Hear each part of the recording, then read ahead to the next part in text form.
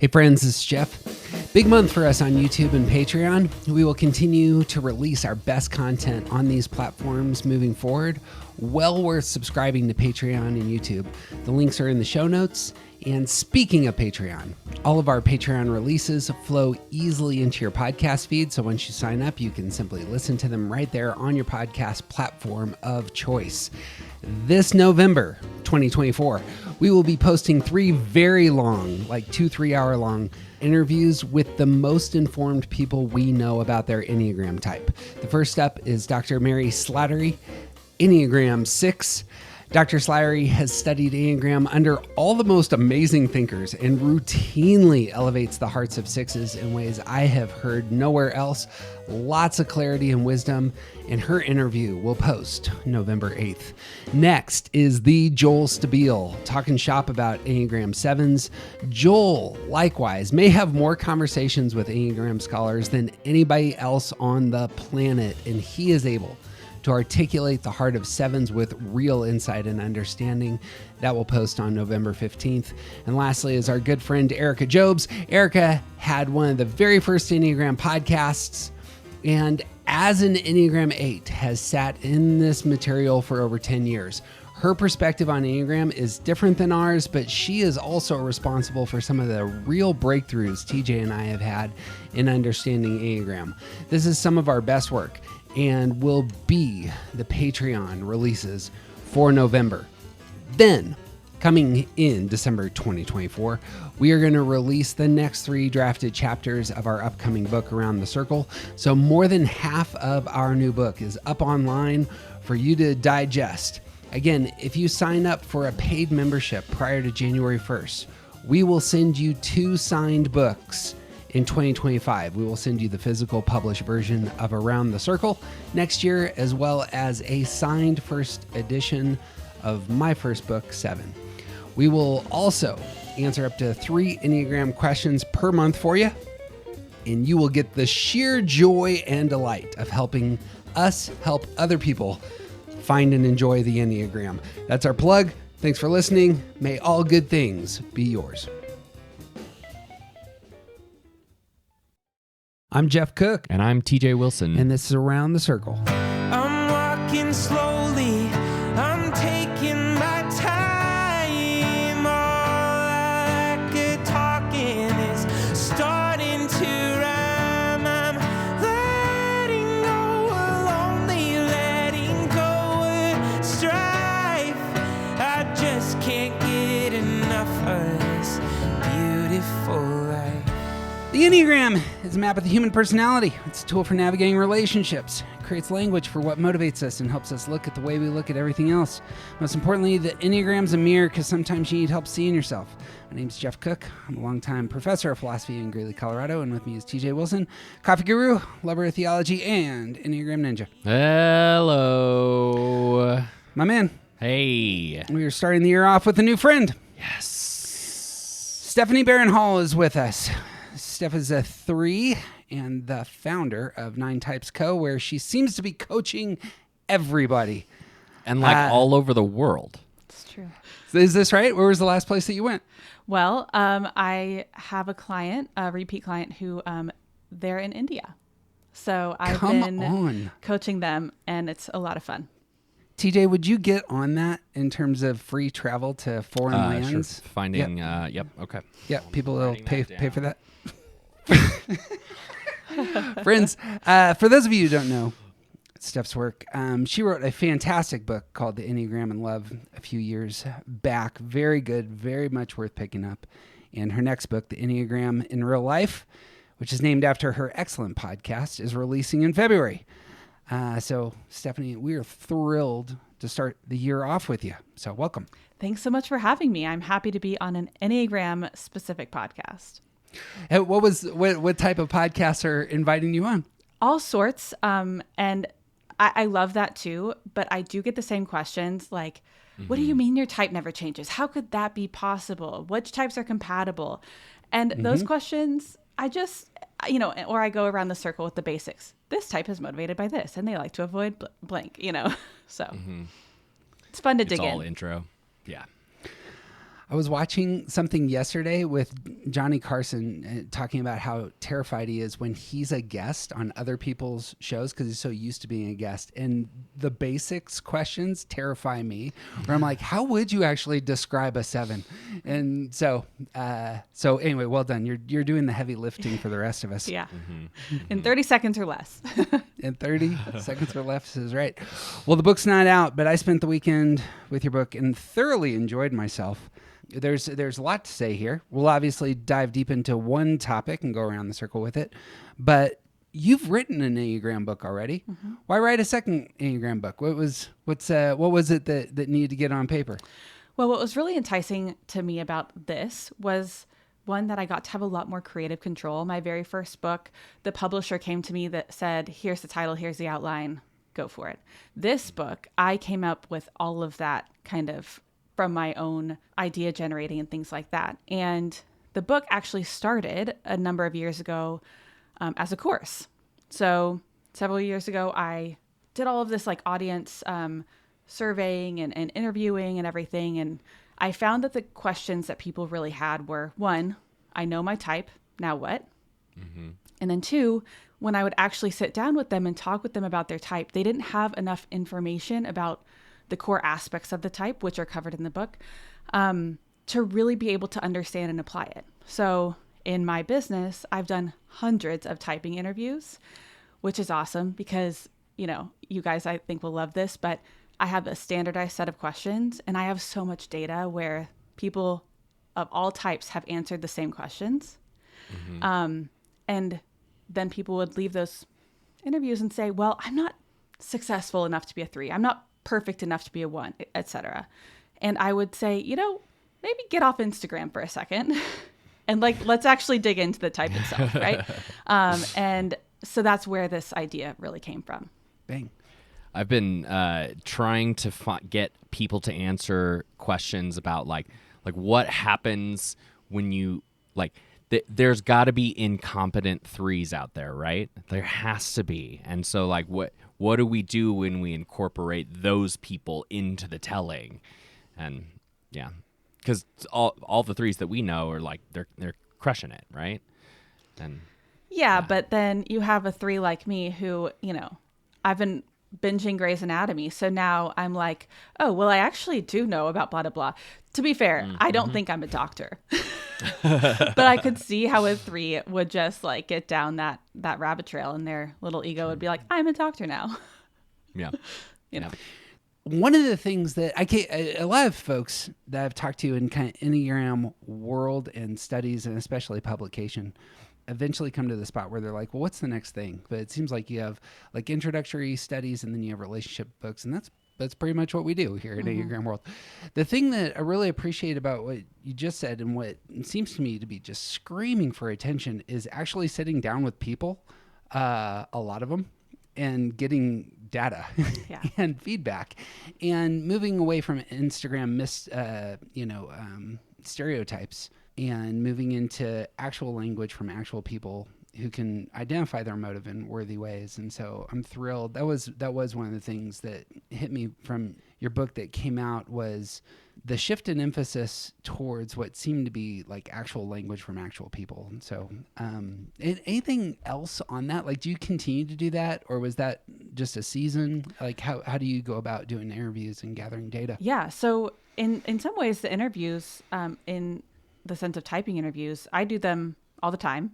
And so it is gathering data in a sense, I'm learning something from people, but it also is a service that I'm just, sharing, okay, the evidence points to this.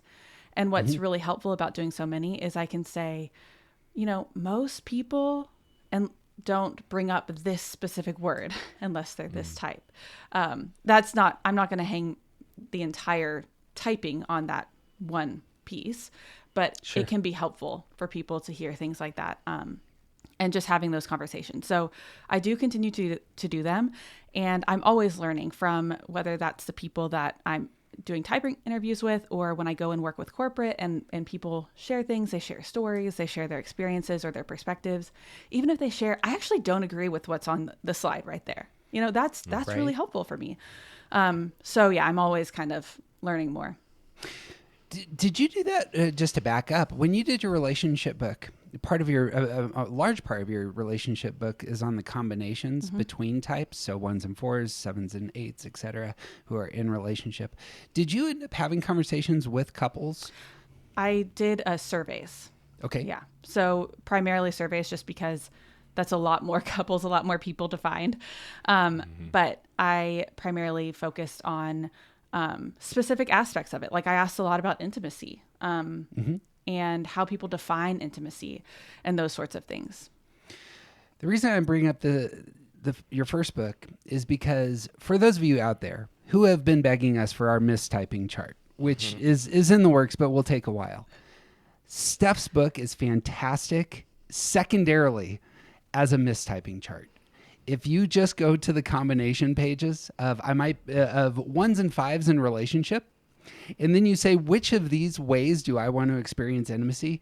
It is probably as good as anything you'll find in terms of like finding your type if you know you're one of two types. So just as a plug, our first book is excellent. You should buy both.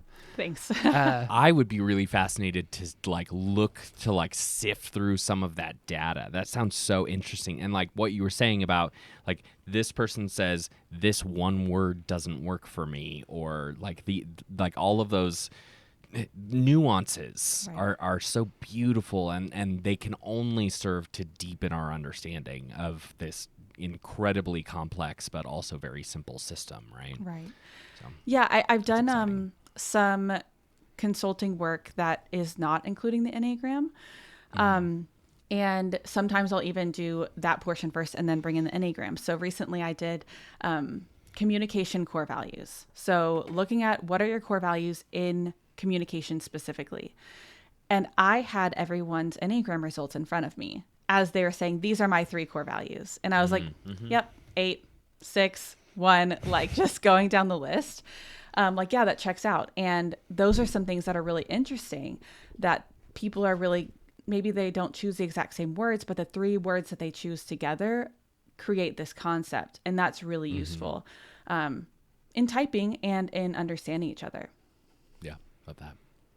I want to breach it. We may talk about subtypes and instincts a bit later.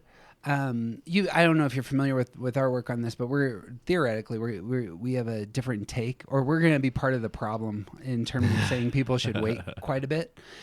However, the thing that's hitting me as you're talking is, given the amount of FaceTime that you have with actual folks talking through their types and numbers, do you see dominant instincts really coming forth in those conversations, or is it the case that that's an add-on that comes later when you're doing that initial work? Yeah, it helps a lot with typing because if somebody seems like a 1, but I really can't determine which subtype they are of type 1, that gives me pause, right? That's an indication, hey, maybe I need to look at this again. And maybe I think, oh, self-pres 3, social 6, some of these other mistypes that are common. And then also, for some people, it actually, I think it doesn't make that big of a difference. But for some people, like the ones I was mentioning earlier, who said, I'm not enough of a perfectionist to be a 1, or I'm not successful enough to be a 3. Typically, for them, they need to see the subtypes to really feel like they land on their type. And for me, I think the subtypes were really powerful in helping me to explore that further and understand what really is the work that I need to be doing. That's a fabulous answer. And I think that we would affirm most of that. But do you got that, Steve? Yeah, I am one of those people that the subtypes isn't very helpful because I move through them so much and so fluidly in my life. And that does not mean that I am healthier than anyone else. It just means that I don't necessarily have a dominant subtype. So coming from that perspective, I have to represent the people that subtypes isn't useful for. And I think also that we're experiencing within the literature and the people who are doing good work, we're experiencing an expanding and also concisifying of the language and the understanding of what the instincts are in the first place. So 10 years ago, I don't think I think that like the fact that the idea that subtypes muddy everything was very true. And we're starting to get to a place where it's not as muddy anymore because we're understanding it better, so we're teaching it better. So I'm interested to see where we're going, but also representative of the other side, that subtypes, they make everything messy, and also they aren't as important as some people say they are. So Sure. Yeah. And I think that also depends on different types too, sometimes. Yeah. Would fully affirm that if you were the one typing others, that having a strong knowledge of the dominant instincts is really going to be helpful, and especially for the reasons stated. And even saying to those who are new to this, so there's a certain variation on your type, and it looks like this, that can also be incredibly helpful. To be consistent, if I'm a 1, consistency is going to be a very important thing. So it's saying it so that I can let it go. Steph's book's great. As I was reading it, I was trying to envision who like the perfect audience for this book is, and in my mind, it's actually the person who's probably Enneagram informed and has been for a while. Yeah. And they get a chance to take a break, which TJ and I elevate frequently, that you should take some months off if you get into this, and then come back with fresh eyes to do work. Because if you're using the Enneagram, it can be entertainment on one side, but if you want to do work, taking the break and then coming back, that is a ridiculously helpful practice. And I don't know of a resource that's better for that person than what I saw in your book. I think your book would be fantastic for that person. And specifically for those who have done the upfront work and then have actually created space where they can jump into instincts and subtypes and the rest. A lot of the stuff that we'll talk about in Steph's books ends up being very practical, very question-driven, very, okay, here's something that you need to commit to kind of activities. All of that just very helpful. Couldn't name another resource that really fits that spot. So I'm really glad that you put pen to paper here and you're serving the rest of us. Got any thoughts on that, TJ, before I jump into our big topic here? I mean, before we really jump in, there is one more thing I really need to bring up. I specifically went through and listened to like snippets here and there of just to get a sense of how you talk and stuff. And the first episode that I listened to sort of opened, like in the relative beginning, you talked about Leslie Knope being a 2. And I have, with many other people around me, I have been certain that Leslie Knope is a 3 for years. And Jeff's wife is also a 3, and we regularly make comments about how she's exactly like Leslie Knope. Like, there's just so much similarity there. And then you said the thing that blew my mind, which was, this is what it looks like when an 8 plays a 2. And is like, I've been wrong this whole time. Mic drop. Yeah. Well, and so forever, I'm not just typing Amy Poehler. She went on Seth Meyers and talked about the Enneagram and talked about how she's an 8. And I think because there are times watching her, I'm like, she's supposed to be so people oriented and caring, but she has this side that's a bit too intense for a 2. Mm-hmm. And that's why I think you could make the argument of type 3. But when you recognize, oh, she's an 8, and so she's playing this character, that's where I feel like social 2 is the best fit. Yeah. It's brilliant. I'm not necessarily conceding the argument, but I'm definitely thinking about it differently. We can fight about that offline. If you want to see Poehler as an 8, you got to see her early characters. She plays a character that stands up, that has like these massive braces, who stands up in the middle of people's shows and starts yelling at the people on stage. Oh my gosh. It's hilarious, but that's like, you will, when you see that character, you're like, there she is. That's the 8 character. Yeah. And it's glorious. Anyway. Tour. So this is Around the Circle. We pick a topic, we go around the circle. Steph has, to my knowledge, and it sounded like this in terms of what you wrote, created an idea that I really resonated with and she applied it to each of the types. And I have no idea where this conversation is going to go, but her idea is called threshold. I beg your patience for 2 seconds on this. That many of us know Enneagram study is kind of a framework for talking about your inner life. But once you understand your type, it blows open a whole host of different topics, different underlying patterns, different, ways of like questions being addressed inside of yourself. And many of you have been, our podcast listeners will know that we've done things on, say, the virtues, vices, hazards. There's all these ways that each of the types kind of manifest themselves in a topic. And the topic that Steph created is called thresholds. And I love this idea. I would love to just set you up as, can you talk about what you mean by thresholds, and then we'll talk about each of the types in turn. Sure. So the best way to kind of explain it is how it came about. So I was actually working with a team, and this team, there were a lot of 8s, and I think it was like 3 8s and a 3. And then they had this 9 who was actually the liaison between this team and the rest of the organization. And they were always getting this feedback. You're so unapproachable. Like, you're so difficult to talk to or bring things to, or we're intimidated by you.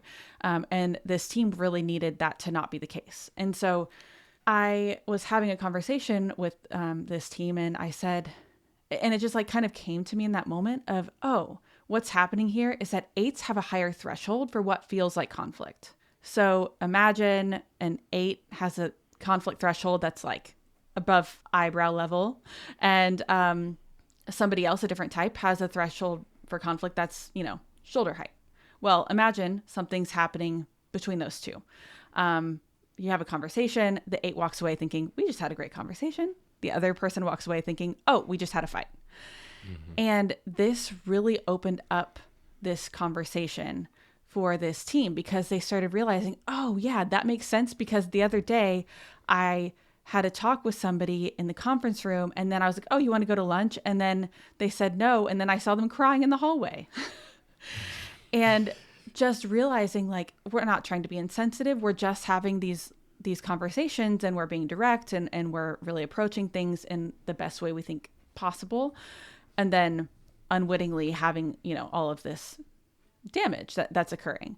And it doesn't mean that the 8 is bad or wrong, but it's a good thing for them to be aware of. And it's a good thing for other people to be aware of, to recognize, oh, if they are mad, they will let me know. And so I started developing this concept and kind of like workshopping it a little bit. And somebody said to me, oh, it's kind of like Dan Siegel's windows of tolerance. And so if you're familiar with that work at all, Dan Siegel kind of talks about how we have windows of tolerance where we can stay regulated, and when we're outside those windows, we get dysregulated.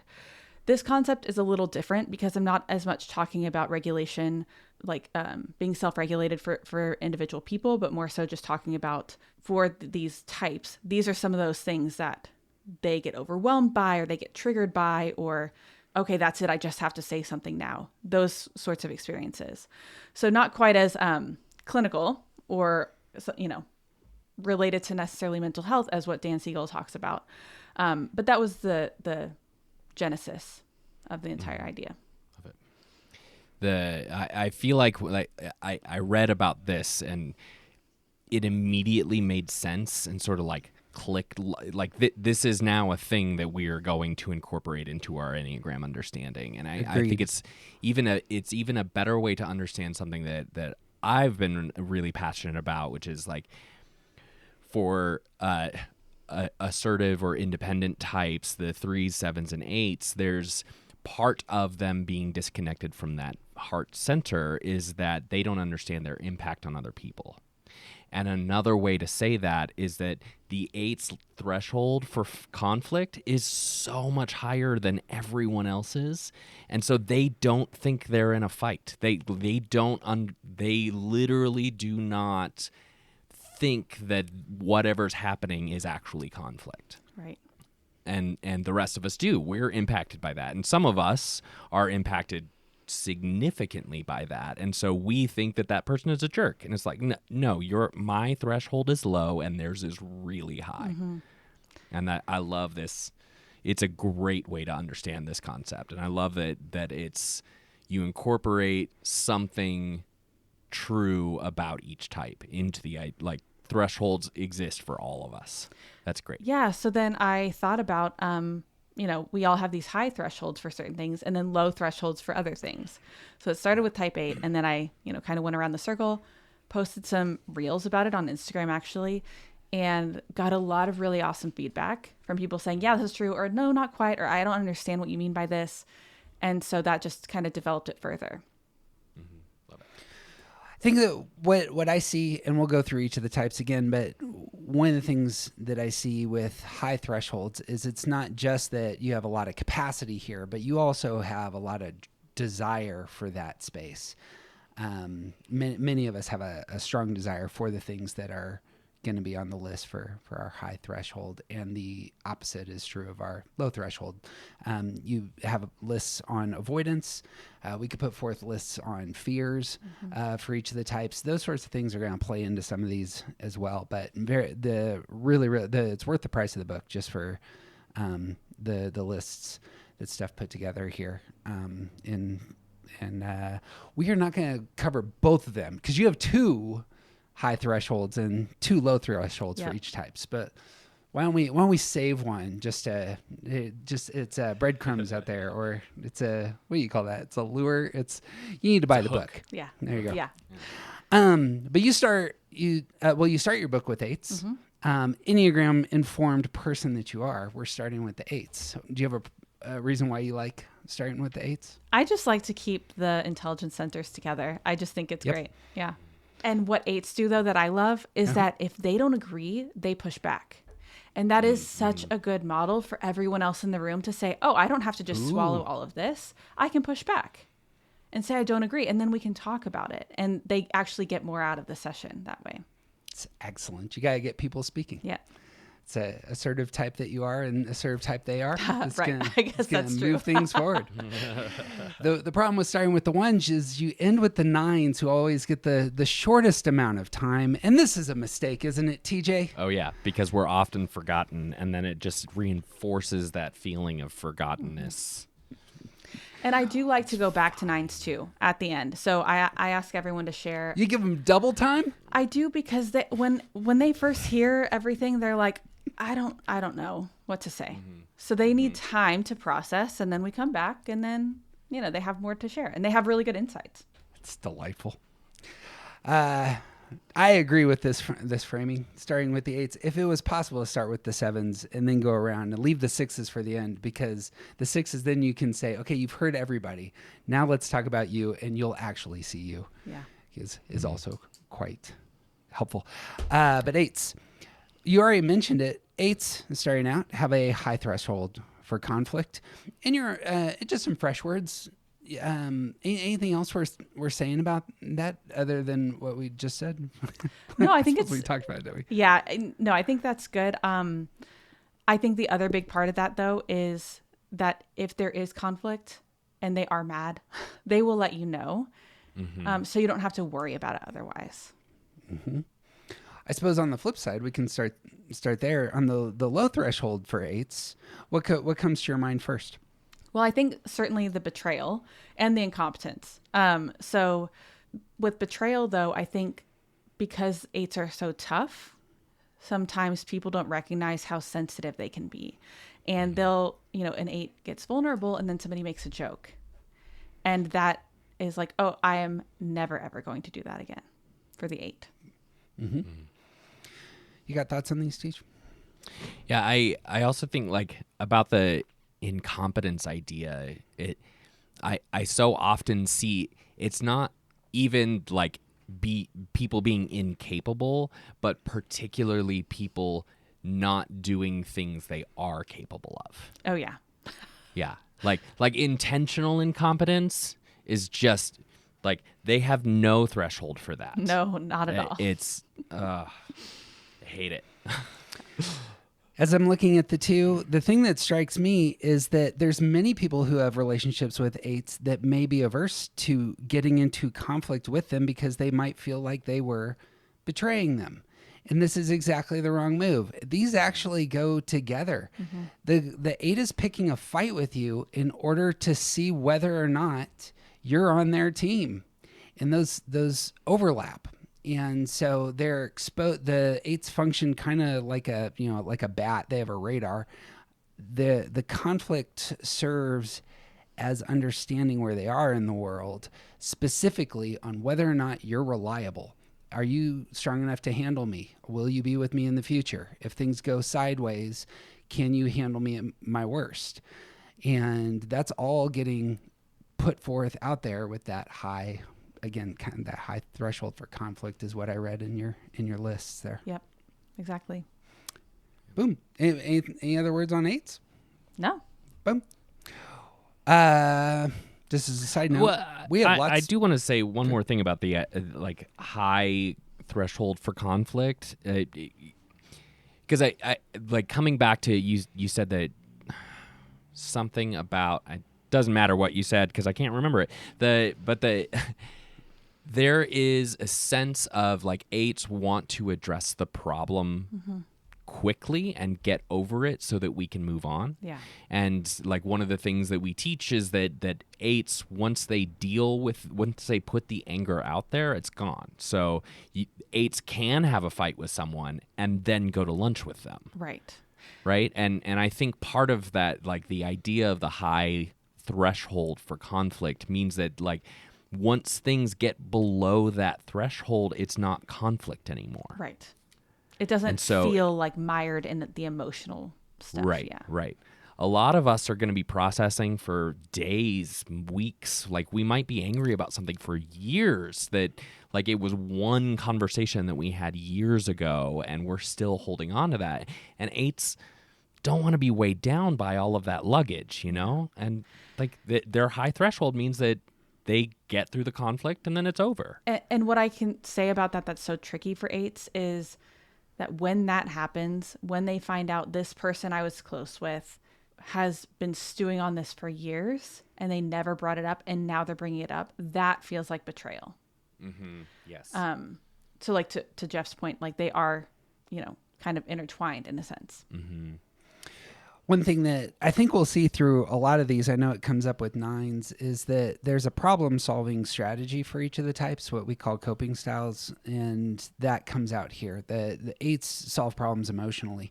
Eights are going to pause for a minute and be very assertive about the emotional connection that they have with the small circle that they have around them when solving problems. That seems to come out here on both sides, high and low. You would think those are polars, and they're not. They're part of the same way of getting their motive in the world, not feeling vulnerable, feeling like they're strong and in control. Yes. This high threshold for conflict is what feels like conflict.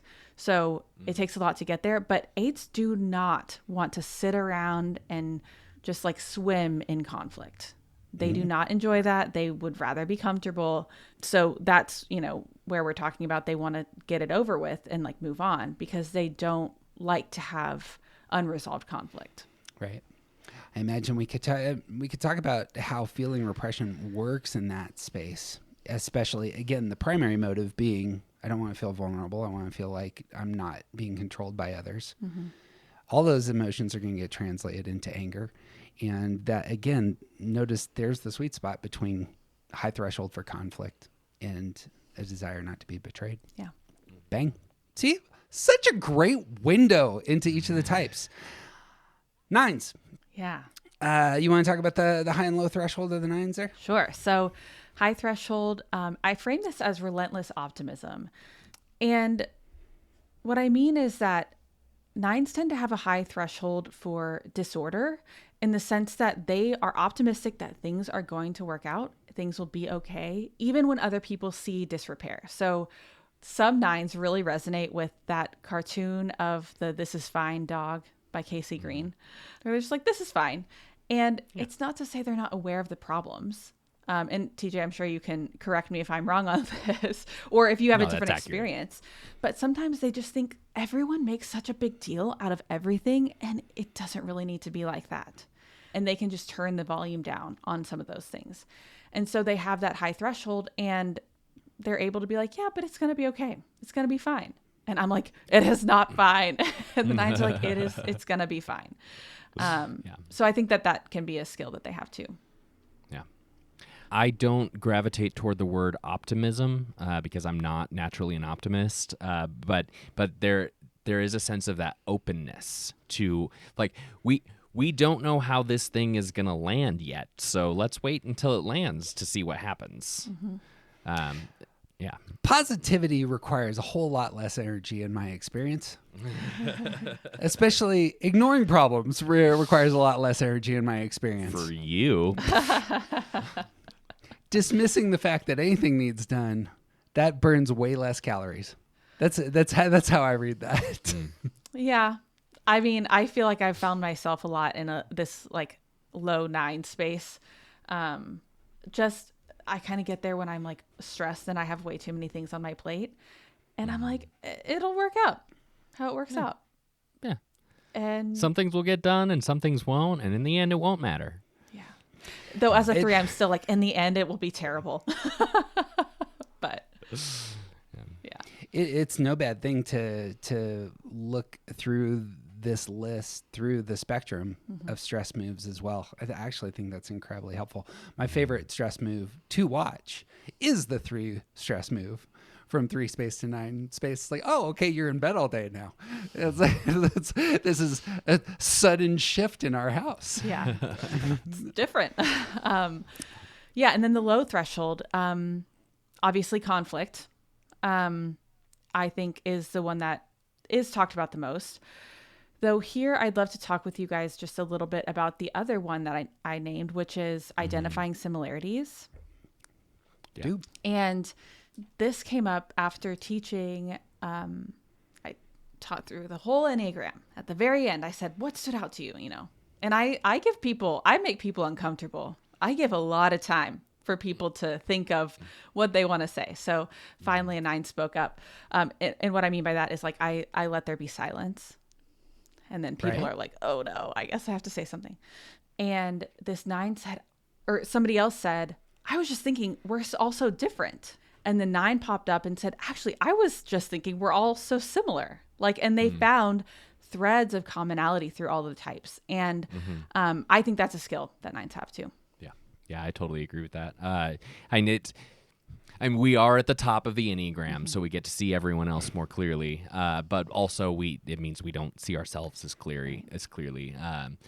But that idea that, like, I do see, and even within typing conversations that I might have with other people, I see similarities of the way that they're describing something being like the thing that they're saying is not true. Like this is actually a big part of why Jeff and I have so many conversations about language, is because I see the similarity within the one word that he doesn't like to the concept that's actually true. And like that is all over the place with 9s. We see the way that things connect to each other. Yeah. And I think one of the downfalls of it is not being able to see that you are a distinct person, right? Like that you have a contribution to make, or that you have something that makes you inherently like worthy and desirable. That I think 9 sometimes miss that.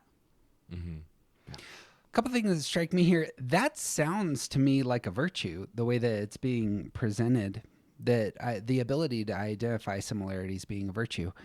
It may appear that low threshold is somehow a negative, but apparently that's not the case. Yeah. No, I think they're both kind of neutral. Just good to know. Yeah. There you go. Yep. I suppose I didn't think about it the other side of that. Skill being identified here.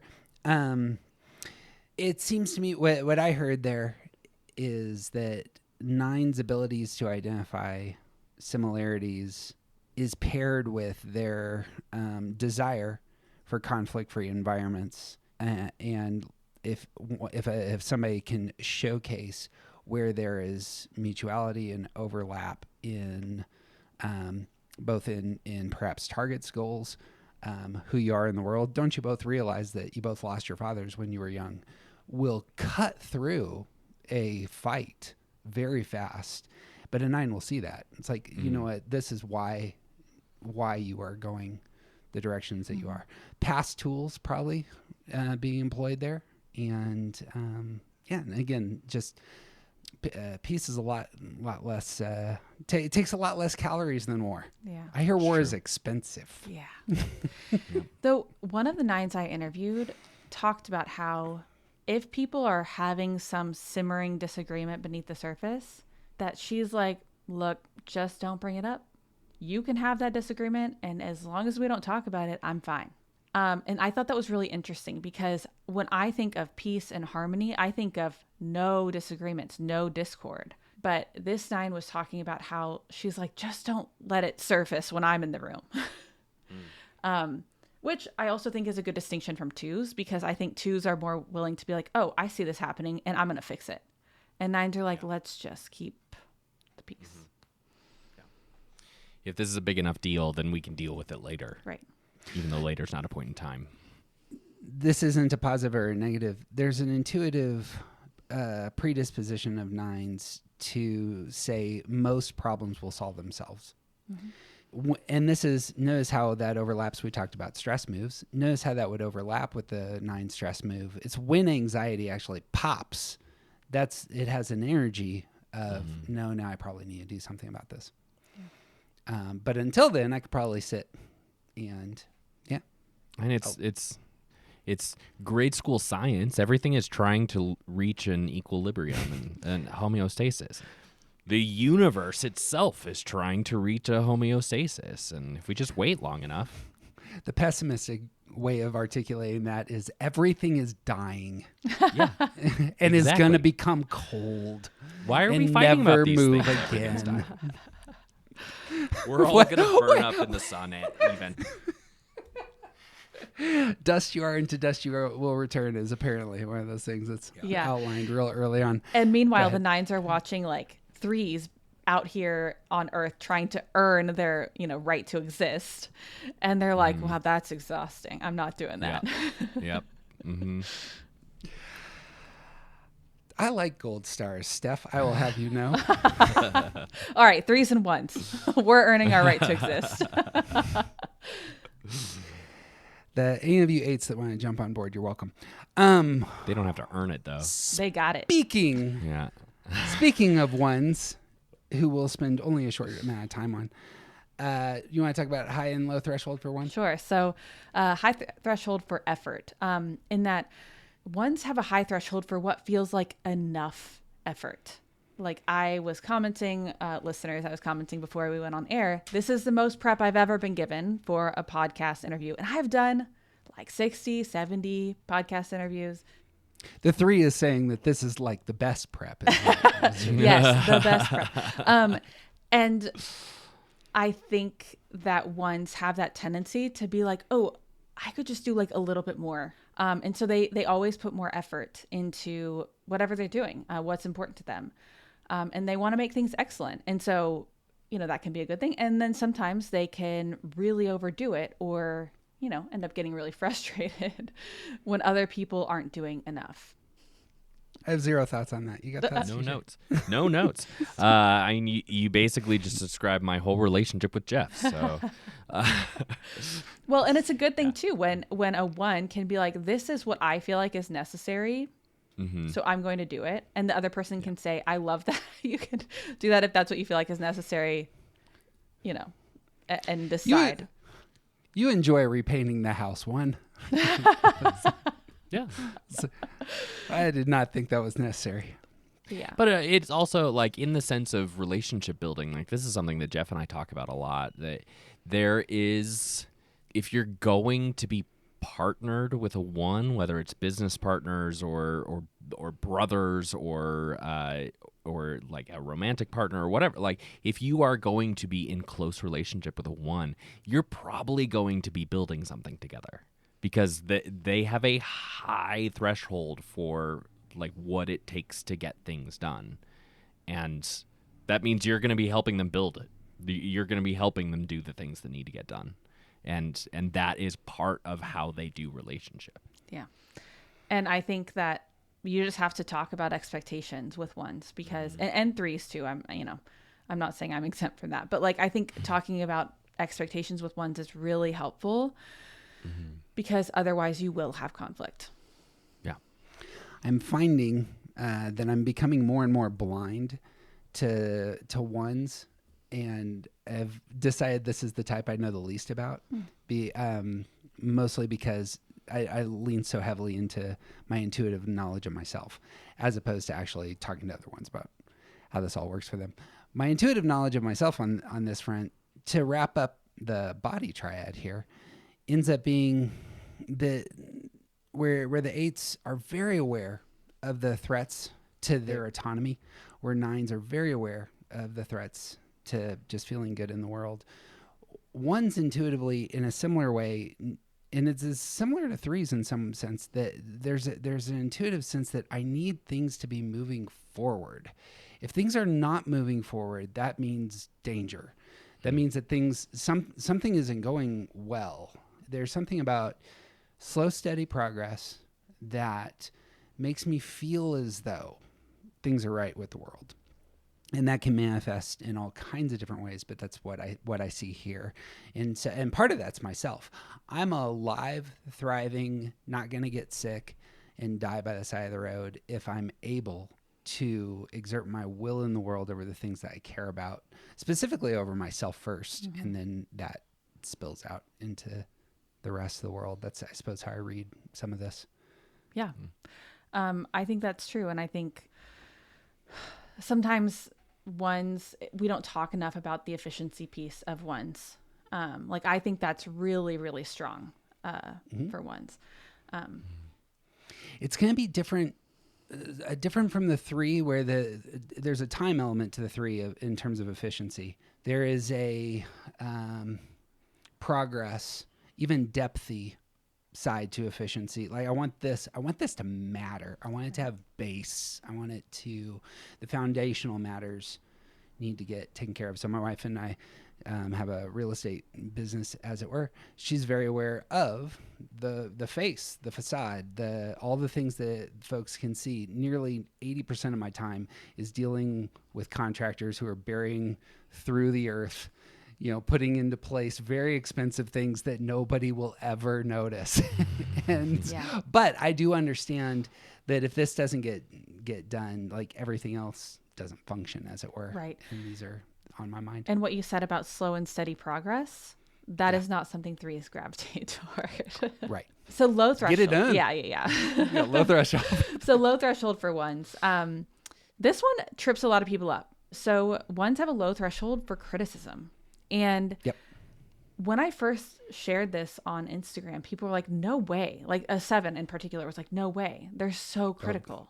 And I was like, they are so much more critical of themselves, with maybe the exception of some sexual ones. And like, that small remark that somebody makes they might really internalize it and make them feel blamed or accused. And that's like the thing that they want to avoid. Right. And so they can be critical of other people, but like, they feel really wounded when they feel criticized, because look at what they just did. They did all that effort, and now you're telling them it wasn't enough. And that can be really, really hard for ones. Got thoughts, Siege? I mean, like, I think that's a way to really bring up the reality that every single time you say something negative to a 1 about them or about something they've done, there's a really good chance that they've already been through it in their own mind. Like, they've already gone through all of the things that you're trying to say to them. And there's a pretty good chance that they've also been harsher on themselves about it. And there's so, especially when leading or working with people that, like, you're producing something and you have to, like, go over what happened. So, like, we were pastors together, and like, doing a postmortem every Sunday is a terrible idea for ones, because they're already going through all of the things they did wrong last Sunday. They don't need to have a whole conversation with someone else about it. And so like coming to that with the knowledge that like the threshold for ones on this criticism point is so low that like it's so much easier to say, "Hey, did you know about this thing that went wrong?" And they say yes, and you're like, "Okay, great, done." That problem is already solved. You don't have to like harp on about it or anything. They need a very light touch when it comes to Yep. that.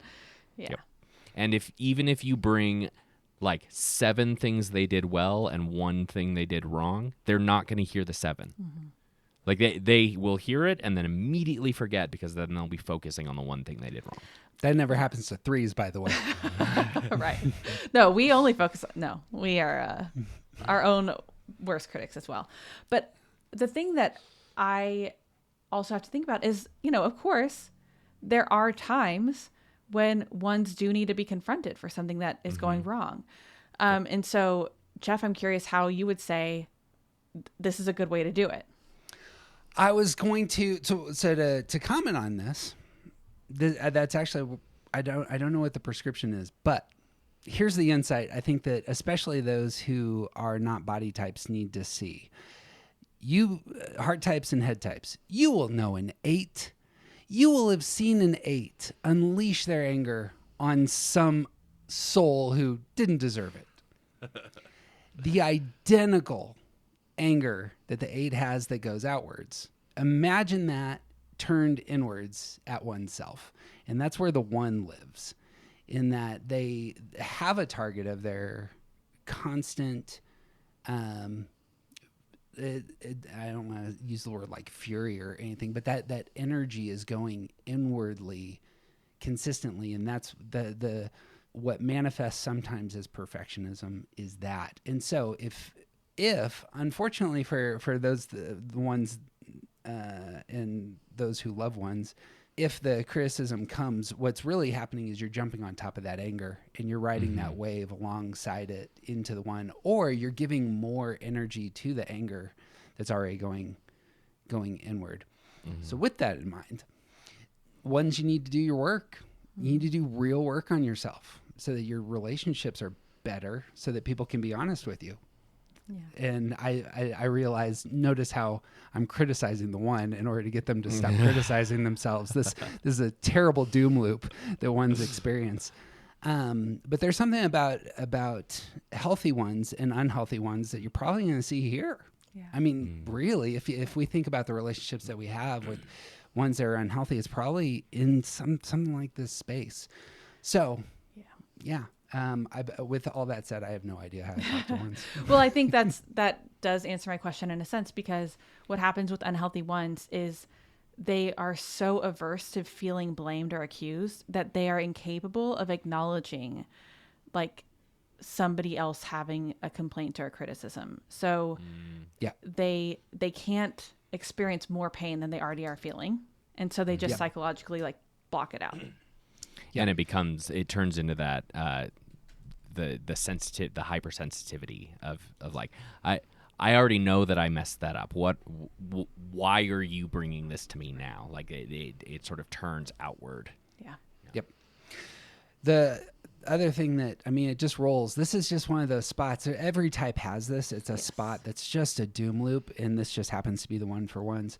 But if you bring up the past with ones, what you're actually doing is inviting them to get into their stress number, because ones are present oriented for the most part, but 4ness has a voice, and criticism specifically is gonna be in that low 4 space. It's not high 4 space. Right. There's lots of great things for ones in 4 space, but the place of criticism will kind of, so that can be an uncomfortable spot for the one to be in. And so one of the things that you'll see, and you may have seen this, the verbal processing that ones can do can often come out as very self-critical, but they're trying to beat you to the punch. They want everybody to know out there, look, I realized that X was broke and Y was broke and Z was broke, and that was probably on me. Don't say anything else, because I don't need you riding the wave of inward energy, as it were, and the verbal processing can come out in those ways. Yeah. I'm sure there's a great answer to how do you deliver criticism to a 1. Well, for starters, if you're not in a relationship with them and they don't trust that you care about them, you might as well skip it. Like that doesn't mean you have to be best friends with your employees who are 1s. Like it means that they need to trust that you are wanting them to thrive. Yeah. And be more whole, and that you care about them, and potentially that you think they're good already. And here's a piece that might need to be worked on. Like if you're coming to a 1 without any kind of foundation, then they're only going to be able to hear criticism because they don't have that thing to rest on to know that, oh, this person doesn't hate me. They're just bringing me this thing. Yeah. Mm-hmm. Bang. Last word on that, because I think that's really valuable. What you're just doing is inviting a person to get defensive. That's actually what will probably spill out. The justifications will, and justifications end up. You talked about this, don't you? They're defense mechanisms for the 1. Well, another fantastic thing in Steph's book, by the way, is the list of defense mechanisms. and they might be defensive, and then they go away, and then they come back, or they go away, they process, they internalize it. So yeah, that can happen. 1s are a lot more sensitive, I think, than we recognize. Yep. Speaking of sensitive, let's talk about 2s. Move on to heart types. All 3 heart types are pretty sensitive, I say. So 2s have a high threshold for expectations and really demands that can be placed on them. So they expect a lot of themselves, and when other people expect something of them, they really strive to meet or exceed those expectations. So they kind of think, oh, this is the way to establish rapport. I'm going to impress these people. I'm going to show them, how dedicated I am to this project or this relationship or whatever it might be. And this is one of the things that, because people do get confused a lot between 9s and 2s. And this is one of the ways that I think 9s and 2s are really different. They have a really different response to people demanding something of them. TJ, what would you say about that? I'd say when people demand something of me, that is the way to get me to not do something, is to tell me that I have to. Yeah. Because 9s are so independent. Yeah. Even though they're warm and relational, they still have that independent streak. That's a little bit different from 2s being like, yeah, I'm here. I'm going to do it. Yeah. Well said. Yeah. One could easily imagine a picture like a child who intuitively understands like good gift giving, and then that gets reinforced and it grows, and like they become better at it, and it gets reinforced, and they become better at it, and it gets reinforced, and then you have like a 30-something-year-old who is so good at getting things for other people. Yeah. And that is part of how they understand who they are, is that they have this high, like the bar for them of like what is too much to ask of me is really high. And like to unhealthy levels, 2s will do things that they think you expect to an unhealthy degree. And yes. And I think it's interesting sometimes because I can get into some conflict with 2s when they help me, and I think, well, that was on you. I didn't ask for it. Right. And I didn't, tell you that's what I wanted or whatever. And you're an adult and you can decide not to do that. And then later realizing, oh, that actually was a way that I could have had a more open conversation. Maybe I could have approached that differently because they actually did have an expectation. And so that's kind of their work. I don't need to jump into their brain and do that kind of work for them. But also for me as a friend to be aware of that tendency. Mm-hmm. Yeah. Talking a lot about the direction of energies, and actually helpful charts are available in Steph's book on this front. Steph borrows the illustrations from Riso and Hudson, which showcase how each of the types' energy is moving outward. We already talked about 8's energy moving outward, 1's moving inward. That's how this is going to work with 2's. 2's energy is going outward. And as opposed to 8s who are pushing outward to get control, 2s are pushing outward in order to get attention. And they're doing so in these sorts of ways. What are the expectations? How can I meet them? How can I earn my place in this spot? Yeah. And connection takes place if something is reciprocated. Right. And so on the flip side, the low threshold is rejection, right? And it's not just like 2s want to avoid rejection, because we all kind of know that, but like they're particularly sensitive to what feels like rejection. So things that you might not feel like are rejection, like dismissing their help or dismissing their affection or dismissing any attempt at building rapport or encouragement, any of those things really feel for a 2 like my identity, my core self has been rejected, which can really wound them. And it can be really hard because as 2s, if 2s haven't done a lot of inner work yet, they are like, well, of course everyone needs my help and affection. What do you mean you don't want that? What do you mean I can't bring you something or whatever? And so that's part of their work that they're doing is recognizing, oh, like it's okay for somebody to say, no, I don't need that, or no, I don't want that. And then for the 2 to be like, we're okay and I'm okay. And so that can be really, really tricky. And when other people aren't aware of it, sometimes you might say, oh no, I can't get together for coffee today because I've got something else going on. But for a 2, that can feel challenging if the other person doesn't say, hey, but let's do it tomorrow, something like that. Right. We say, no, I can't do that.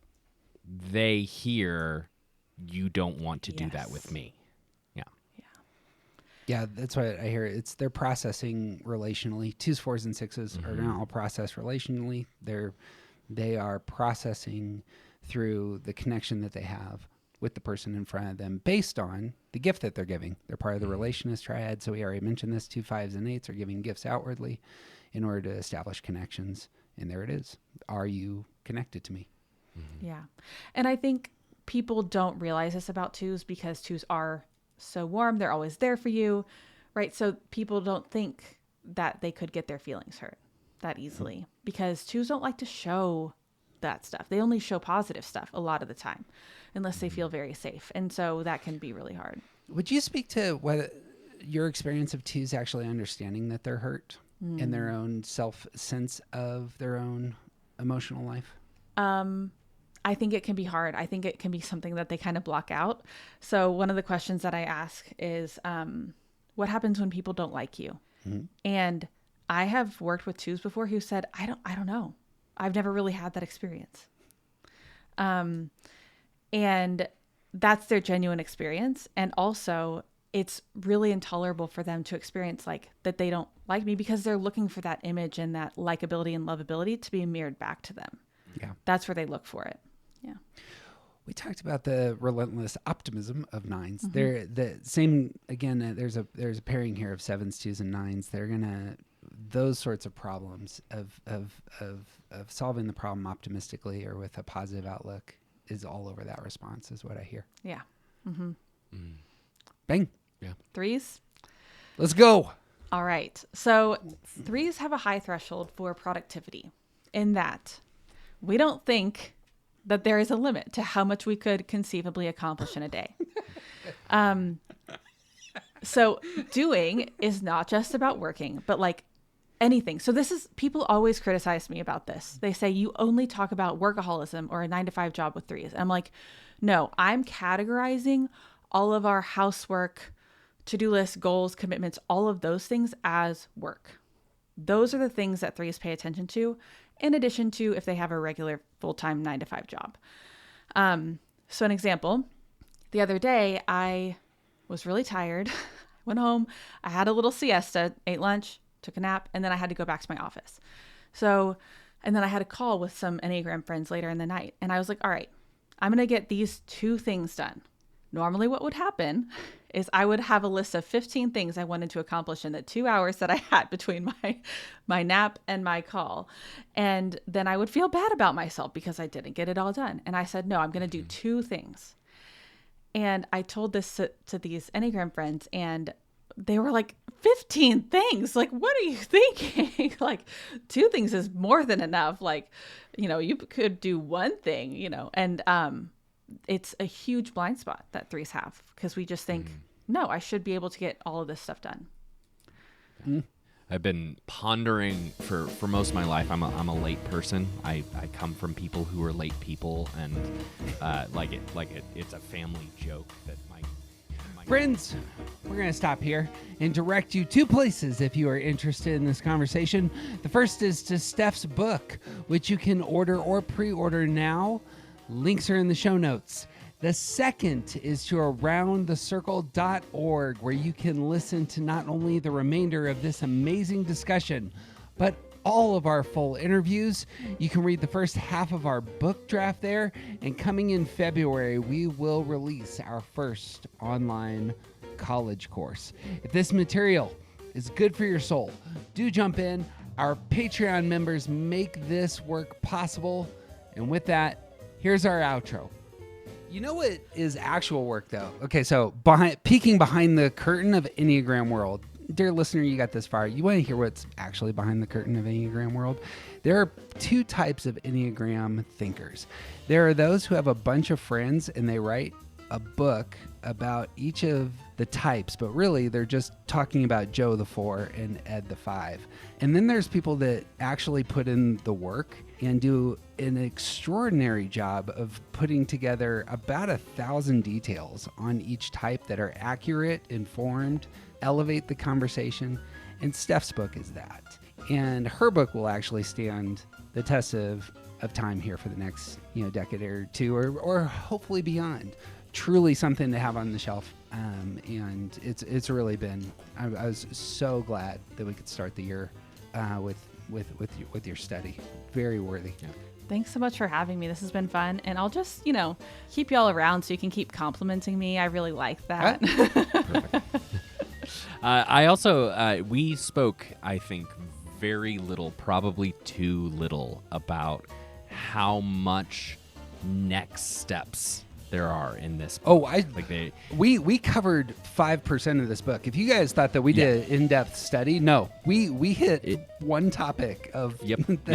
Go ahead, but you should say it. And yeah, I thought it was hilarious that the 3 wrote the book that has what do you do next, and how do you check mark these things, but also practically speaking, so much of the material that is available to us in the Enneagram world is theory. So much of it is learning the ideas and the concepts. And a lot of the work that needs to be done is something that you kind of have to work out on your own. And this is one of those places where I am really excited to be able to point people to this book, like my 3 friends. I love the theory and I'm all about that. So I'm good in the theory, but I know so many people who are like, I don't care about the theory. I want to know what to do with it. And so I think that is a really, this is a tremendous contribution to the field.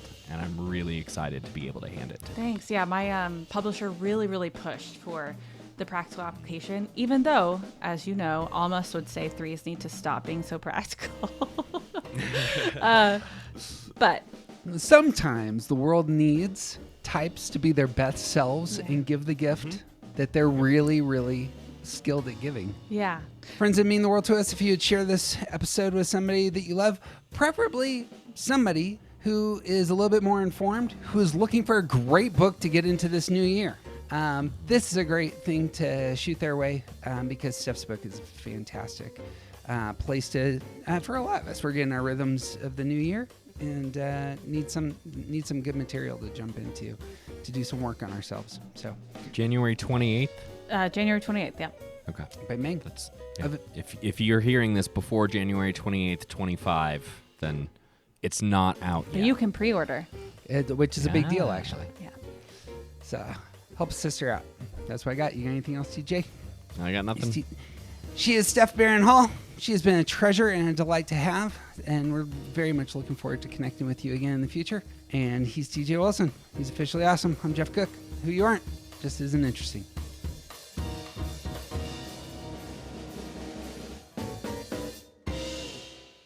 And then just another thing, I don't need to approve anything.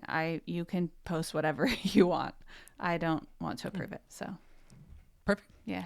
This we'll put that as a disclaimer. Steph had nothing to do with anything she said on our podcast.